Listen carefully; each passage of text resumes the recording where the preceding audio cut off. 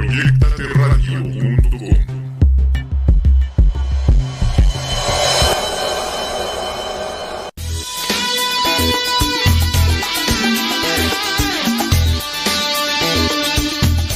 ¿Qué tal? Soy Enrique Romero, como todos los viernes, a las 2 de la tarde, en mi programa Inseparable Radio. Ya lo saben ustedes, pero me gusta que lo recuerden, en mi segunda casa, www.proyectateradio.com. Y precisamente esta es la dirección donde ustedes pueden ingresar al chat para interactuar con nuestro invitado de hoy. Lo saben, pero también se los recuerdo, en este momento estamos siendo transmitidos en vivo, en YouTube, en Facebook Live.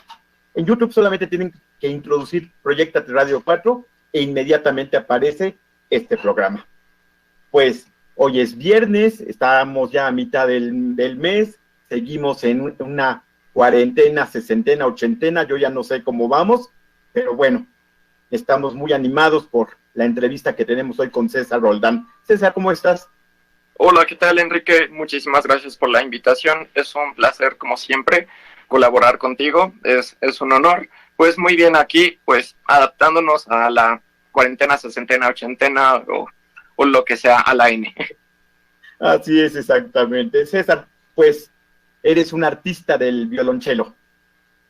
Pues bueno, eso se supone, espero sí, digo, al menos para eso nos estamos preparando, ¿no? Digo, todavía la formación no continúa, bueno, o sea, no termina, y pues quien diga que ya sabe algo, pues creo que está pecando un poco de soberbia, creo que nunca termina, y más cuando hablamos de cosas tan abstractas como lo puede ser el arte, ¿no? Que no es a lo mejor como una ecuación que llegas a una comprobación y ya. O sea, los criterios que se pueden utilizar para saber si algo está bien o está mal son muy variables, y por lo mismo eso hace como que la formación sea un poco subjetivo al final del día. Pero pues bueno, andamos intentando, no, pues sobre eso. ¿Cuándo empezaste tu formación, César? Empecé a los 7 años, pero fue como por ahí de los 10 que lo interrumpí y lo retomé en la adolescencia, por ahí de los 16 años. Ahorita tengo 24 años, o sea que ya han pasado unos cuantos años, pero bueno, a los 16 ya eventualmente sabía qué es lo que quería hacer. Yo ya estaba como decidido. De alguna u otra manera, pues me ayudó un poco el hecho de que empezase más joven, pero realmente el compromiso, o sea, las ganas de estar ahí empezaron más o menos como a esa edad, a los 16 años. ¿Ayuda a empezar a estudiar un instrumento musical de pequeño? Sí. El cerebro es distinto a si yo decidiera empezar a los 50 años, ¿ya es muy tarde? La respuesta corta es sí, pero hay muchas variables y hay muchas... Ajá. Dime. Sí. Son muchos los factores que juegan, o sea, muchas veces existe también la cerrazón por parte de muchas veces los músicos de decir no, una vez que ya pasaste los 10 años ya no se puede, y digo, ya es un ejemplo, ¿no? Pero en realidad sí, o sea, lo que sucede es que la música es una carrera muy celosa, eso sí es cierto. Por ejemplo, si uno empieza más tarde, o sea, sí se puede empezar más tarde, pero sí va a costar más trabajo porque pues uno ya más grande tiene otro tipo de obligaciones, ya no es como que regreso de la escuela, regreso de la primaria, el colegio, instituto, y ya llego a mi casa y lo demás es diversión o ir a practicar un deporte, y así pues no es. Digo, el cerebro está más dispuesto a eso nada más, o sea, no hay tantas ocupaciones, y pues sí es verdad que la plasticidad cerebral pues es distinta. Bueno, eso se entiende. Digo, esa parte no me he dedicado a estudiarla, pero bueno, se entiende, y pues sí tiene algo de diferencia, pero más que eso, lo que importa es tener una educación de calidad, que es el factor determinante, yo creo, o sea, tener una buena instrucción. Otra, que el niño en cuestión, si es que uno empieza de niño, de verdad sienta un interés por ello, y que no sea, como muchas veces pasa el capricho de los papás, cosas de ese estilo. Y yo creo que el factor más importante cuando uno se es niño es que en este tipo de casos es que si uno tiene papás músicos es muchísimo, muchísimo más sencillo ser bueno en ello y tener un desarrollo pues exponencialmente mejor. ¿Por qué? Porque existe mucho esta onda de querer imitar. Existe mucho la inercia como de, bueno, papá está estudiando. Bueno, yo también tengo un violonchelo, tengo una flauta, un violín, lo que sea, pues vamos a hacerlo también, ¿no? Y pues el hecho de que los papás sean músicos, pues también va a llevar a que pues el niño, o sea, va a convivir pues también con el medio, no sé, con los amigos de los papás de alguna u otra manera, o sea, la música va a ser natural en su día a día y pues va a ser natural la idea de que pues se siente X cantidad de horas a estudiar. En tu caso, César, ¿tus padres son músicos? No, justamente no fue un caso, infortunadamente, o por fortuna, no lo sabemos, digo, cada persona y cada caso es distinto. Honestamente, yo cuando era niño no sentí tanto el interés como otras personas sí lo llegan a sentir. En un principio esto fue porque, o sea, mi mamá me encaminó a ello porque ella quiso ser músico y concretamente chelista, y el hecho de que yo quisiera coger el violonchelo, pues ya fue puro azar, pero sí, como tal, ella quería encaminarme a ello y pues lo terminó logrando. Ya tiempo después ya yo lo terminé decidiendo y fue en la adolescencia cuando dije, bueno, yo quiero ser parte de esto. Y pues, heme aquí. Bien, bueno, perfecto, pues te encaminó muy bien y supiste tomar tu camino ya por tu propia identidad, por tu propia voluntad, César. Ya lo vi en Pues, 2 ocasiones. pues yo creo que es lo más importante, que uno se sienta contento con lo que hace, o sea, porque digo, o sea, todos hemos pasado como por alguna situación, por compromiso, y pues no se siente, o sea, es el triple de esfuerzo el que se tiene que hacer, y pues cuando a uno le gusta algo, pues está bien, o sea, no importa lo que sea. Si uno está a gusto, o sea, creo que el trabajo es 1000 veces más provechoso. Creo que... ¿Viste, Uh-huh. ¿viste Billy Elliot? Sí, claro, sí, claro, Bueno, pues ¿te acuerdas cuando está en la academia, después de haber sido examinado, que uno de los jueces le pregunta qué siente mientras está tocando y Billy contesta, no lo sé, y después de dudar un poquito dice, sí, siento que me desconecto y me prendo, se desconecta del mundo. ¿Qué sientes tú cuando estás tocando con tu cello? Pues es que depende mucho también de la situación. Hay muchas veces, digo, depende, hay muchas preparaciones, depende de la cosa para la cual uno se vaya a preparar. Por ejemplo, no es lo mismo estar frente a un público en una orquesta porque la masa orquestal de alguna u otra manera te respalda y sientes más confianza a estar tú solo, y también depende de qué tan cómodo te sientas con el repertorio y así. Digo, la respuesta corta depende mucho de lo que uno esté haciendo.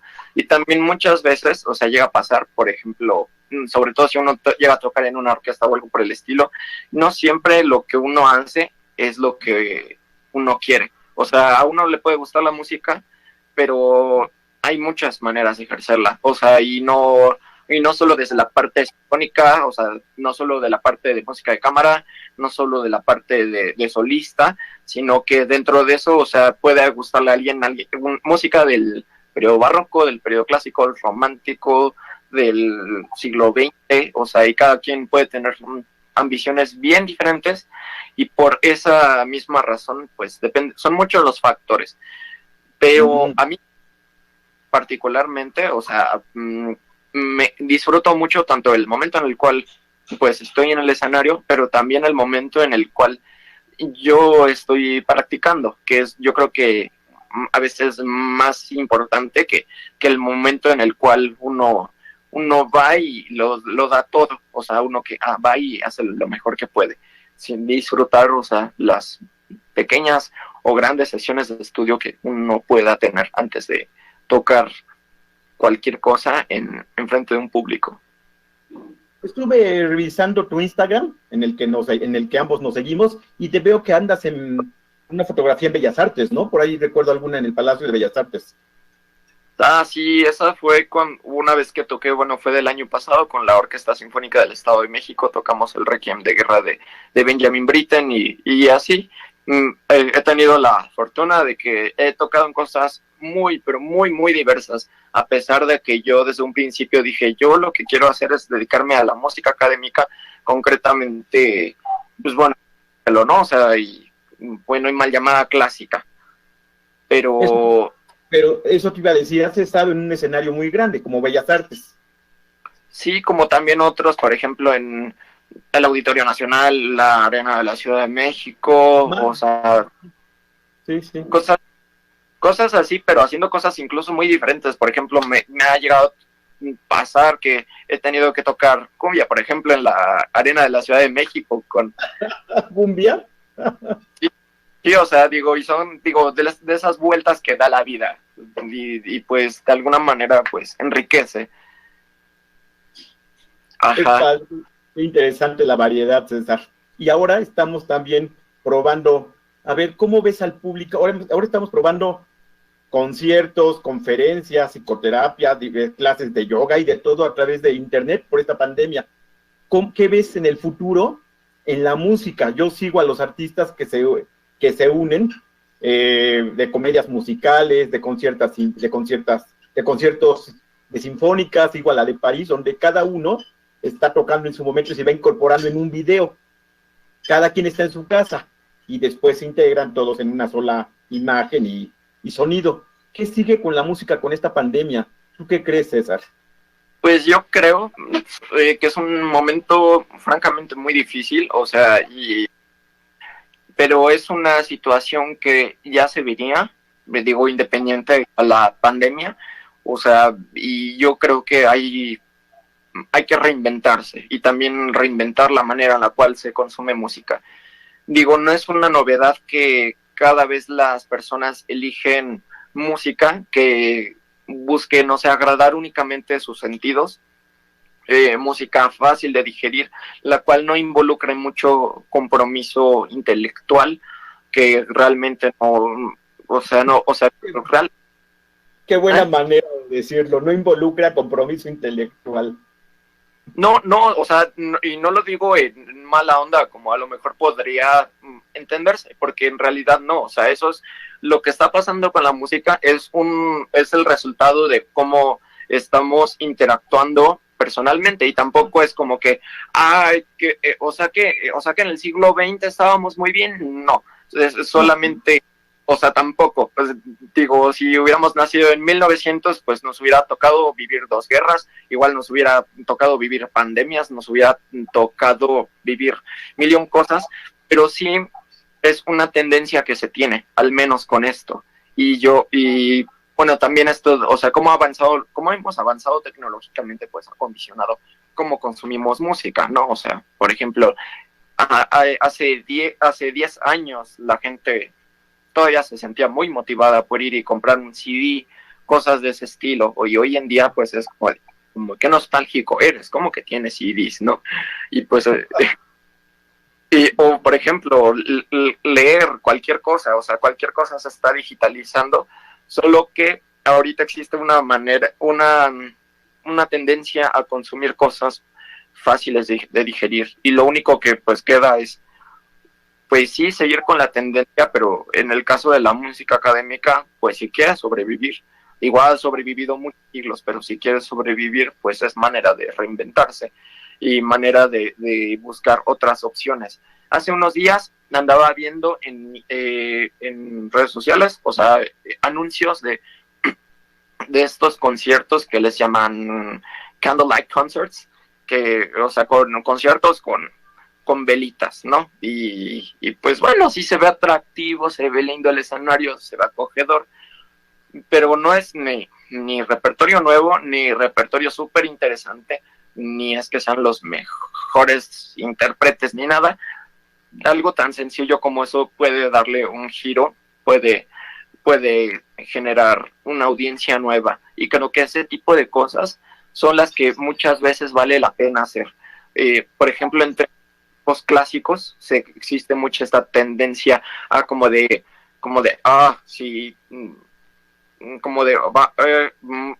qué programas tan fáciles, ¿no? O sea, como, van a tocar la novena de Beethoven, van a tocar la quinta de Beethoven, van a tocar el Danzón de Márquez, van a tocar el Guapango de Moncayo, y es como de, sí, o sea, está bien, o sea, a todos nos harta haber tocado eso tantas veces, sí, pero eso es lo que da pie a audiencias nuevas y es lo que hace que uno termine acercándose a la música. O sea, es muy raro que uno termine acercándose a la música, no sé, con música de Yanis Xenakis, Stockhausen, Nunca he escuchado esos nombres, César. Sí, no, o sea, y digo, pero sí he escuchado a Moncayo, Mozart, Bach, o sea, es más fácil que me acerque. Exactamente, o sea, y muchas veces uno se enamora de esas cosas. Yo, no sé, por ejemplo, a mí la pintura, yo no considero que yo sea una persona bien instruida en ello, pero yo me acerqué a la pintura por obras de Kandinsky, por obras de Piet Mondrian, obras que uno encuentra en todas partes, ¿no? O sea, y son ese tipo de acercamientos los que hace que uno termine causándose en algo, ¿no? O sea, no sé, si a alguien le gusta la ciencia, pues uno no va a acercarse a ella con teoría de cuerdas, con mecánica. O sea, se siente atraída por fenómenos más sencillos y esa es la verdad. O sea, también nosotros como músicos tenemos que adaptarnos y esta situación de la pandemia, la cual nos margina demasiado, la cual nos aísla demasiado, pues es una oportunidad para que nos reinventemos y pues si lo estamos haciendo bien o lo estamos haciendo mal, pues es ensayo y error. Yo creo que no es algo que se vaya a ver reflejado ahora mismo, pero es algo que se tiene que hacer sí o sí, independiente de la pandemia. Y pues ahorita solo es más notorio. O sea, y aquí es cuando todos nos estamos preguntando qué es lo que sigue, para dónde, qué es lo que vamos a hacer. Va, entonces, a ver, esto que estás diciendo me hace pensar en que en la responsabilidad de las escuelas y los docentes tienen la responsabilidad de acercar a los estudiantes a la música. ¿Se hace eso? ¿Se hace? Lo que yo recibí de clases de flauta dulce en la escuela, ¿sirvió para acercarme a la música? ¿Cuáles son las técnicas que deberían utilizarse en secundaria para acercar a alguien a algo que sea atractivo? Dijiste nombre que no conozco, pero a Vivaldi, que podría ser muy atractivo, a Moncayo, que todos hemos escuchado en un centro comercial, en música de fondo, que sabemos que es de Moncayo, pero nos anima. ¿Qué tienen que hacer las escuelas secundarias o las primarias para acercar a los chavos? Pues eso me parece una pregunta complicadísima por muchas razones. Digo, porque creo que sí es un problema de fondo, o sea, y creo que eso se vuelve hasta un problema hasta gubernamental, o sea, porque muchas veces se tiene como esta inercia de bueno, soy maestro, soy joven, acabo de egresar, quiero revolucionar la manera en la cual se enseña, y pues sí puede uno estar utilizando conocimientos probados, pero también es cosa de implementarlo, son muchas cosas de por medio, y otra es que voy a tener a una supervisión aquí arriba diciéndome de qué estás haciendo, no te salgas del programa. O sea, mucho esa es la limitante. Y, por ejemplo, no es como en España que existe este programa, o sea, de educación obligatoria, en la cual uno te enseñan, o sea, de maneras muy, muy innovadoras. O sea, yo creo que tiene mucho que ver con la parte gubernamental, o sea, la asignación de los presupuestos y así, y además de eso, pues también que exista como una inercia más colectiva. Digo, eso yo creo que es más complicado, pero es el único recurso que tenemos. O sea, realmente es casi a manera personal, casi que un maestro quiera renovar la manera en la cual se enseña. O sea, porque estamos de alguna manera nadando contra corriente en ese sentido. Pero es como digo, una inercia que ya se traía. Pues ahorita salen a la luz muchas cosas, o sea, ya sea por factor pandemia o porque de verdad surgen otras necesidades, ¿no? Digo, todo el tiempo estamos innovando, o sea, a nivel social, a nivel, o sea, por ejemplo, la manera en la cual nos relacionamos con las redes sociales, cómo ha cambiado nuestra expectativa de las cosas, o sea, cómo nos hemos vuelto tan inmediatos que queremos satisfacer nuestras necesidades en la inmediatez. Yo creo que eso cambia nuestra manera de interactuar y en este caso, o sea, pues... Ajá. No, me queda claro esta parte de inmediatez. Actualmente es inmediato la compra que yo hago en la computadora y me llega rapidísimo a la casa. Las relaciones amorosas son inmediatas también. De hecho, el término que se utiliza en sociología es, como lo decías hace rato, lo pensaba, amor líquido. Se te va de las manos, se te va de las manos. La música actual, no sé si toda, no creo que toda, también es así, se te va de las manos, no hay algo que agarre, digamos. También sí. Es fácil, a eso me refiero, fácil de consumir, no requiere mucho proceso de digestión. También hay música líquida en ese sentido. Uh-huh. Se va rápido. Ok, pues sí, justamente como lo dice Bauman, me parece. Sí, exactamente. Sí. Pues sí, todo es líquido, todo es inmediato y pues yo creo que también de alguna manera una forma de generar audiencia también es a través de ese tipo de contenido.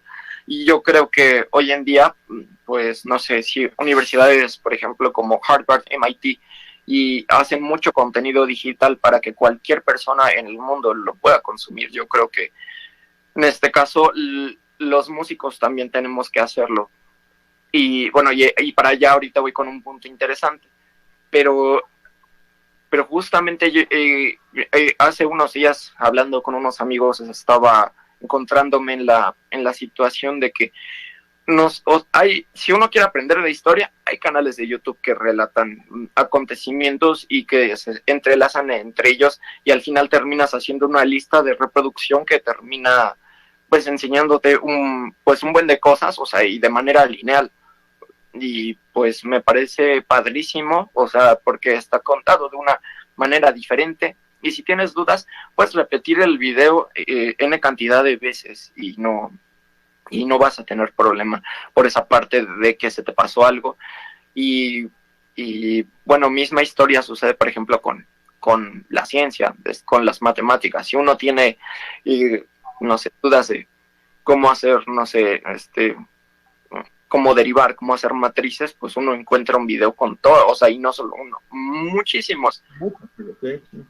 Y yo creo que nuestra responsabilidad como músicos es también tratar de sensibilizar musicalmente a la gente para que también entienda otros movimientos y así, como si existe esta inercia en otros ámbitos académicos, solo que es una cosa bien interesante. ¿Por qué no sucede? Nosotros, los músicos, de alguna u otra manera, estamos como que bastante marginados. ¿Por qué? Porque nuestra carrera es muy celosa y muchas veces todos nuestros contenidos en la escuela, o sea, van prácticamente enfocados en la música, la música desde una parte histórica, una parte técnica de la música, y si acaso socialmente un cachito de cómo convivimos con la música, pero que, bueno, eso aquí en México, no sé en otros lugares, pero al menos aquí en México así es, y pues creo que esa parte es donde se tiene que innovar. La cosa aquí es que, a diferencia de otras carreras, pues al sernos tan celosa nuestra carrera, pues estamos como que aislados y no sabemos de pronto muchas veces ni cómo hacer una tabla en Excel, ¿no? Cómo dominar la suite de Microsoft, y pues eso pues limita. Digo, es verdad que hay gente que se siente interesada y vamos, no hace falta llevar un máster en programación ni nada por el estilo para ni en comunicación para poder llevar a cabo estas tareas. Digo, porque eso nace mucho del interés personal, pero yo creo que nosotros sí tenemos que volcar nuestro interés hacia ese tipo de cosas, o sea, tratar de generar público, de fidelizar a la gente con cierta música para que eventualmente cuando una generación muera no nos quedemos sin público. O sea, suena muy triste, pero es así. Bueno, es una de las responsabilidades del músico. Pues sí, o sea, bueno, en general todos tenemos esa responsabilidad de innovar siempre, siempre, siempre, sí o sí. Pero creo que en la música es una situación muy desatendida y más por esta tendencia de la cual hablábamos de hacer líquidas las cosas, de querer hacer algo fácil, o sea, y esto se hace fácil para que atraiga a las masas y eventualmente las masas generen ventas.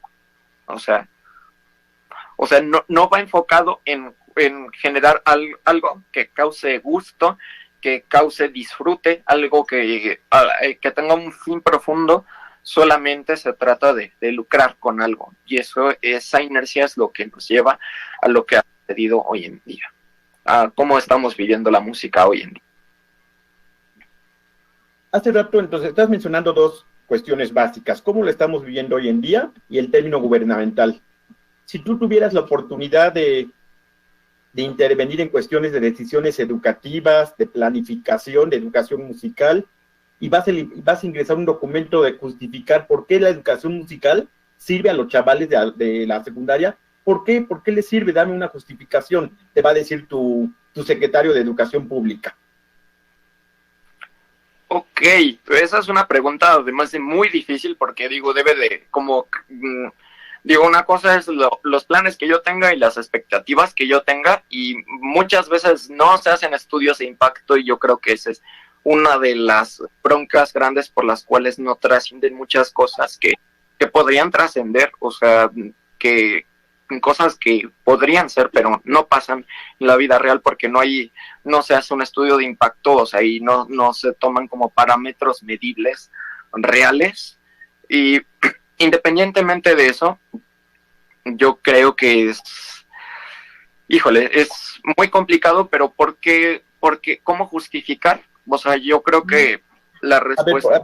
A ver, César, porque justifico la enseñanza de la lengua española, porque la lengua escrita es básica para comprender textos, para seguir aprendiendo, para hacer documentos, para investigar. Hay mucha justificación de la enseñanza de la gramática y de la ortografía. Ok, pues... Porque justifícame para qué sirve que yo tenga, no sé, 3 horas a la semana de educación musical con los chavos de secundaria. Pues bueno, eso a nivel cerebral, o sea, realmente creo que sí da más plasticidad y creo que sí ayuda con la parte creativa, definitivamente.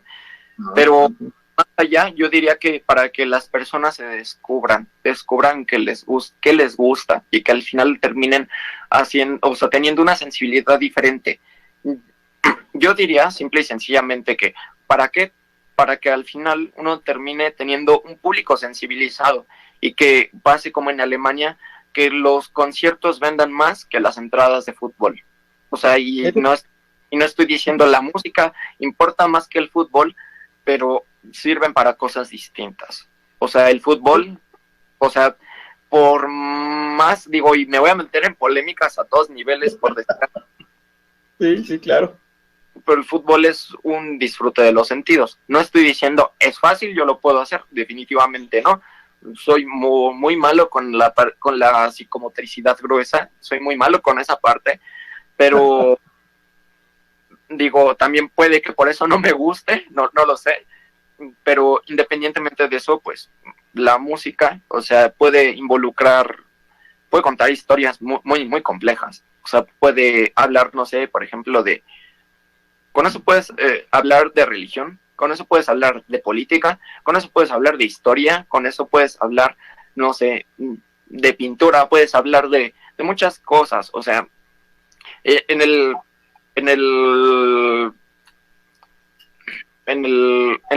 medioevo, en el Renacimiento, la música tenía fines religiosos mayoritariamente. Sí había canto, ya no había expresiones populares, pero la música, o sea, tanto como la pintura, que sí era expresamente para evangelizar, que esa era la retórica de esos tiempos, que la música iba en función específica de eso.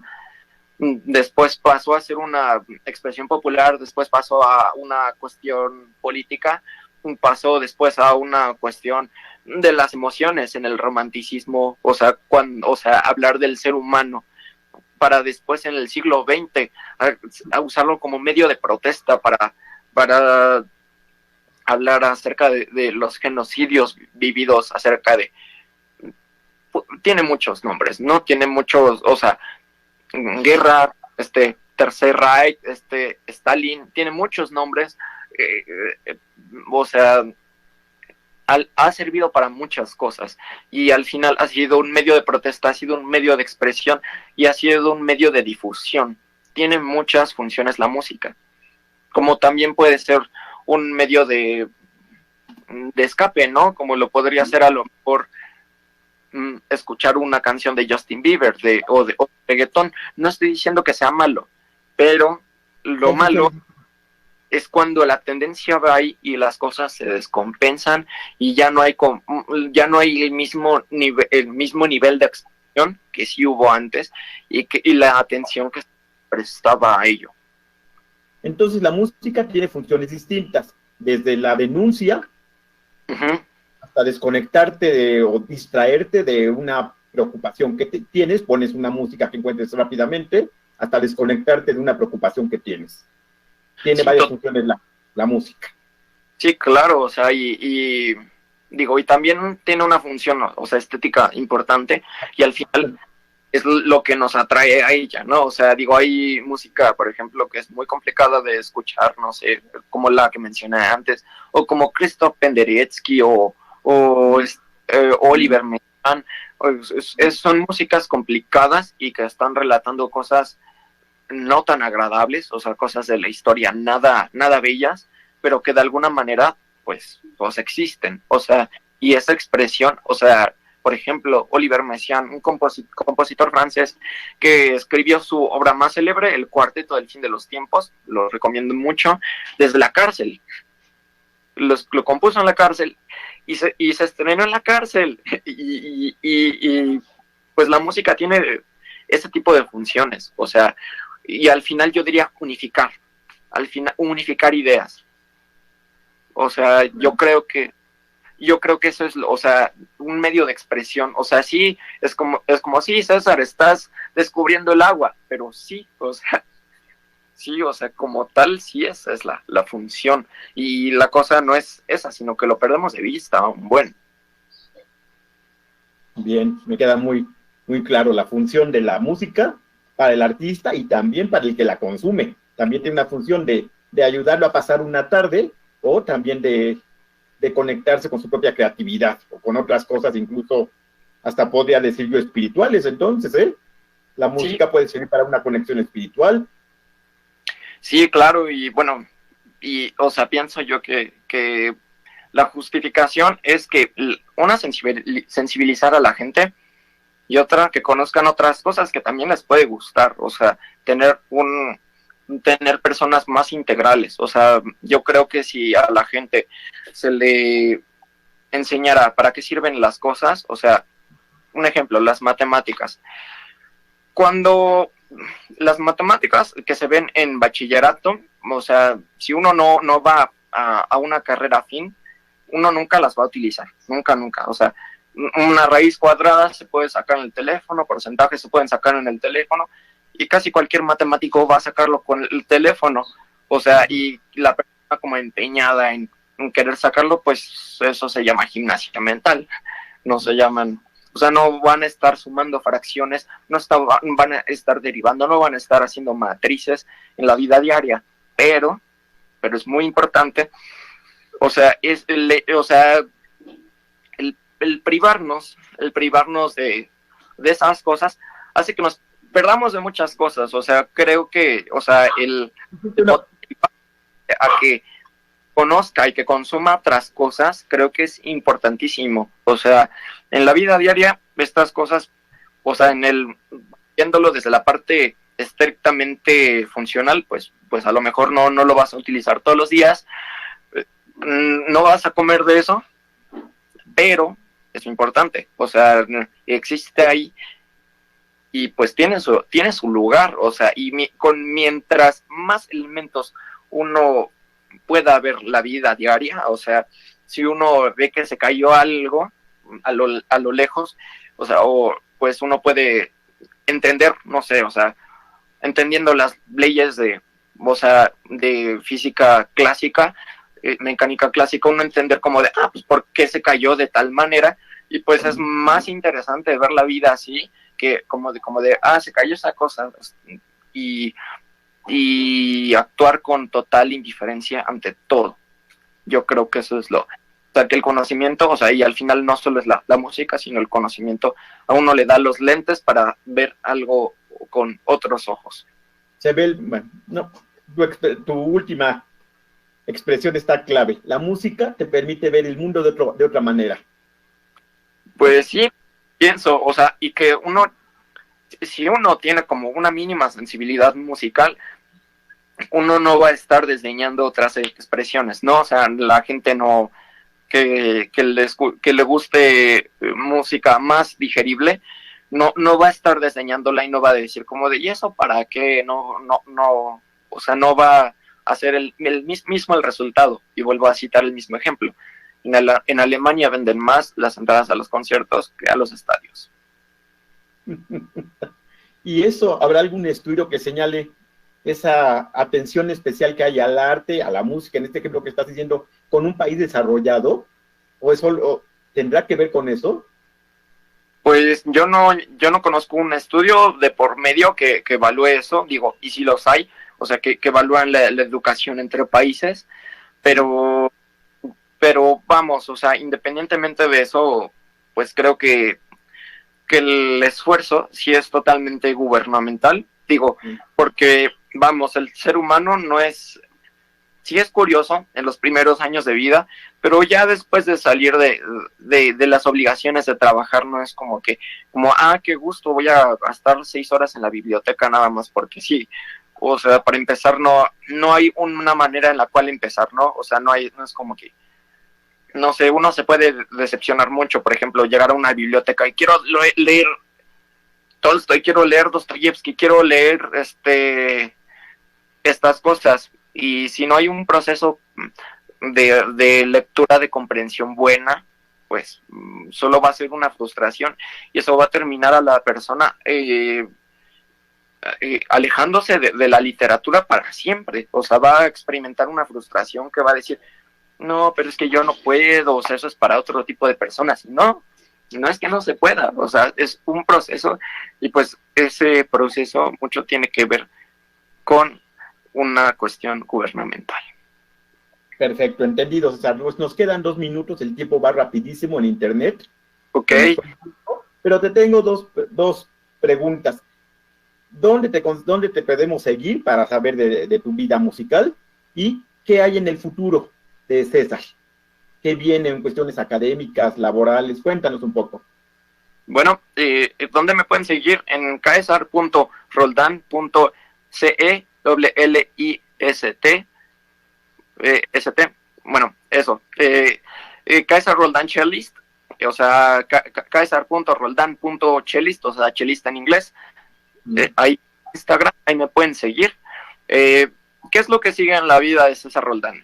Bueno, para empezar, terminar la carrera, sería lindo hacer una maestría, pero como probablemente se alcanza a vislumbrar, pues la música no es lo único que me gusta, así que pues me gustaría pues también aprender, bueno, me gustaría cursar la licenciatura ya sea en física o en matemáticas aplicadas, y para eventualmente tratar de, pues bueno, desde la parte docente, poder fusionarlo lo más posible con física acústica, para poder tener más elementos, para poder explicar la música, que al final trata muchísimo de relaciones matemáticas y de física.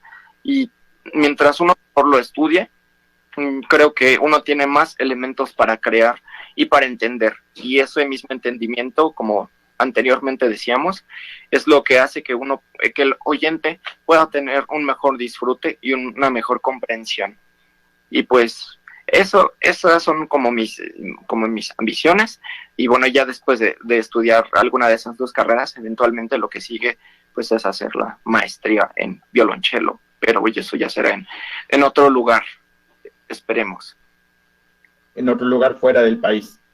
Sí, claro, me gustaría muchísimo que fuese en Boston, y de no ser así, pues eventualmente en Países Bajos es una de las opciones que hay. Bueno, entonces sigue la ciencia, ¿qué? ¿Física dijiste? ¿Y matemáticas? Ajá. Y bueno, y después la maestría. ¿De cuándo acabas tu licenciatura? ¿Cuánto te falta? Esa es una historia un poco larga, y digo, sobre todo por la carrera, pues, o sea, de ley son 7 años u 8, dependiendo de la escuela, o sea, 3 de propedéutico o 4 o 5 de licenciatura, dependiendo, y en este caso a mí me estarían faltando 2 años. O sea, esa es la respuesta, pero sí. 2 añitos todavía. Está bien, ajá, César. Pues no tengo más que agradecimiento para ti, César, de que me hayas dado un rato en tu tiempo para compartir con nuestro público. Al contrario, yo estoy encantado y pues digo, no, como dije, no es que esté descubriendo el hilo negro, pero bueno, o sea, de alguna manera es bueno compartir diálogo siempre, y pues siempre es ameno platicar contigo, Enrique. César, pues estamos en contacto, nos vemos en algún momento ya que pase la pandemia, en algún momento físicamente, y si no, seguimos aquí en contacto a través de las redes. Pues esperemos sea más pronto de lo que esperamos. Va que va. Está bien, César, pues. Hasta luego, muchas gracias. Soy Enrique Romero, como todos los viernes. Tengan un buen fin de semana. Tenemos el lunes a Yanni Ríos, actor y cantante y modelo. También va a estar con nosotros en una interesante entrevista. No se lo pierdan, lunes 11 de la mañana. Hasta luego, César. Hasta luego, Enrique.